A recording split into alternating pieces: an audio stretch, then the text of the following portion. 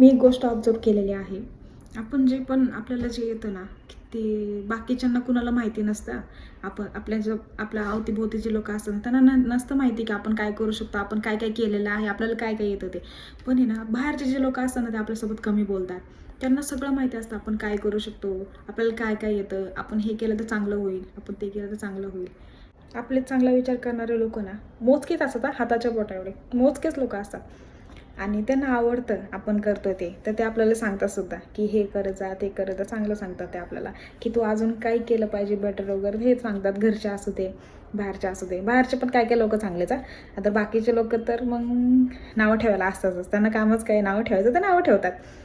आपण चुकीच्या वातावरणात आलेलं आहे, ही आपली चुकी नाही आहे. पण आपण त्या लोकांना इग्नोर करून पुढं जाऊन चांगलं करण्याचा प्रयत्न तर करू शकतो ना आपण.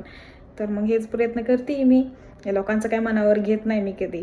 आणि आपल्यासमोर वाईट बोलतात आणि मागं जे चांगलं बोलतात ना, हे काही जवळचेच लोकं असतात. ते आपले चांगलेच असतात लोकं, की हिच्याबद्दल आपण वाईट नाही ऐकू शकत, चांगलंच ऐकू शकतो. हे असे पण लोकं आपल्या सोबत असतात. आपण तसे लोकं बनवलेले सुद्धा असतात, की त्यांना आपला स्वभाव वगैरे आवडतो. पण काही जणांना नाही आवडत, कसला स्वभाव आवडत नाही. आपण त्यांच्यासमोर कितीही चांगलं बोला तरीही त्यांना आपलं स्वभाव अजिबात नाही आवडत. आपण जे करतोय ते सुद्धा काहीच नाही आवडत. त्यांनाच माहिती त्यांना का असं वाटतंय, का ते करतायत वगैरे म्हणून.